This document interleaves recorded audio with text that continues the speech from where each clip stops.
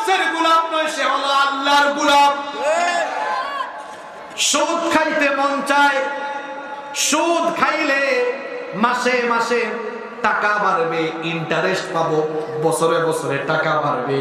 মন চায় একটু খাই, খাইলে তো ফুলুস বাড়বে, এটা মনের চাওয়া। আর আল্লাহ বলেছেন না, সুদ না খাইয়া ব্যবসা করো হালাল পন্থায়। মনের চাওয়াকে প্রাধান্য দিয়ে যারা সুদ খেয়ে সুদখোর হবে, এই প্রত্যেকটা সুদখোর হলো নফসের গোলাম।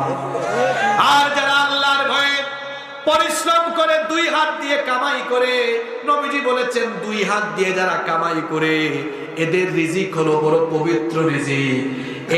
এই সকল লোকেরা আল্লাহর কাছে অত্যন্ত পছন্দের বান্দা। বলেন সুবহানাল্লাহ। আল্লাহ চান আপনি যেন হাতে কামাই করে খান। যারা হাতে কামাই করে খায় তারা আল্লাহর গোলাম।